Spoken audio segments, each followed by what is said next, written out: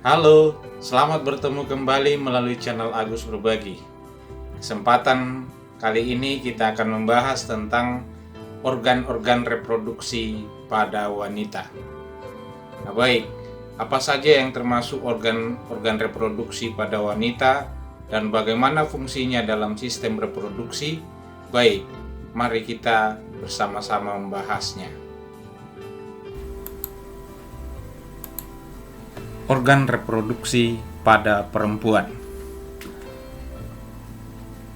Pertemuan yang lalu kita telah membahas tentang organ reproduksi pada laki-laki, bagaimana peranannya dari setiap bagian, dan kesempatan ini kita akan lanjutkan pembelajaran kita dengan organ reproduksi pada perempuan.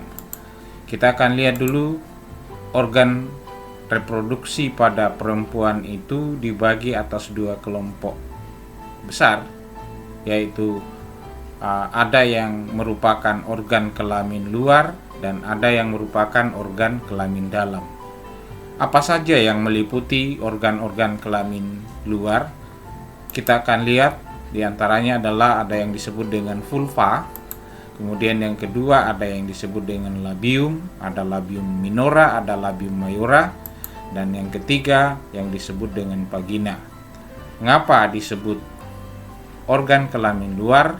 Karena bagian-bagian ini bisa tampak atau berada di bagian luar dari organ reproduksi perempuan dan bisa kelihatan dari luar. Nah, selain organ kelamin dalam yang merupakan bagian organ kelamin luar, kita akan lihat hari ini organ kelamin dalam. Organ kelamin dalam pada perempuan itu meliputi ada yang disebut dengan ovarium atau bahasa Indonesianya indung telur. Yang kedua ada yang disebut dengan uterus atau rahim. Yang ketiga ada yang disebut tuba fallopi. Ada buku yang menuliskan opiduk, tapi kata opiduk itu banyak digunakan pada hewan, yaitu saluran telur. Nah, kita lihat bagian-bagiannya secara kompleks di sini. Bagian-bagian yang nampak ini kalau secara keseluruhan akan tampak seperti ini, seperti cawan, dan ada saluran kiri dan kanan. Bagian pertama yang kita akan lihat adalah ini yang disebut dengan ovarium. Ada dua buah, sebelah kiri dan sebelah kanan. Bagian inilah yang berfungsi untuk memproduksi ovum atau sel telur pada perempuan. Nah, kadangkala ada orang yang proses pematangannya antara sebelah kiri dan sebelah kanan bersamaan. Jadi dua-duanya matang. Nah, nanti akan kita lihat dalam pembahasan selanjutnya tentang proses pembuahan atau fertilisasi pada manusia. Ini yang ovarium. Kemudian ada yang ini yang merupakan umbai-umbai itu disebut infundibulum. Jadi kalau infundibulum ini nih mekar, seolah-olah mekar, dan ketika terjadi ovulasi atau keluarnya sel telur yang matang dari ovarium ini, maka gampang sekali untuk masuk ke dalam saluran telur atau tuba fallopi. Nah, bagian yang berikutnya kita lihat adalah ini yang disebut dengan tuba fallopi. Saluran ini yang disebut dengan tuba fallopi.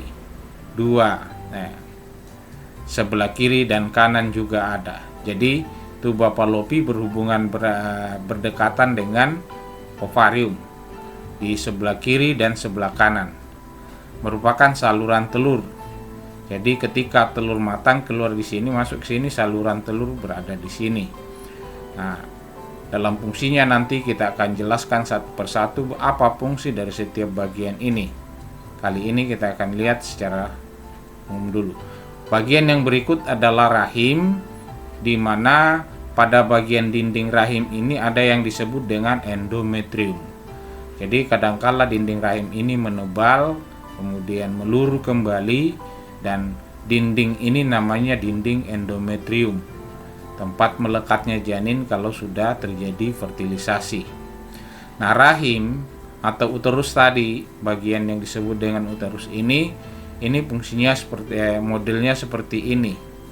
merupakan tempat melekat dan bertumbuhnya embrio atau janin. Dalam masa perkembangannya kurang lebih berada di sini 9 bulan 10 hari. Berikut, bagian yang berikut ini adalah serviks. Biasa disebut dengan mulut rahim. Berbatasan dengan dia berada di antara vagina dan rahim, maksud saya uterus. Bagian yang menyempit setelah uterus itu yang disebut dengan serviks. Kemudian bagian paling luar ini disebut dengan vagina. Bagian ini berada paling luar dan fungsinya ada beberapa yang nanti dalam pertemuan berikutnya kita akan membahas fungsi masing-masing. Nah, demikian pembahasan kita hari ini tentang organ-organ reproduksi pada wanita. Sampai jumpa kembali dalam materi selanjutnya.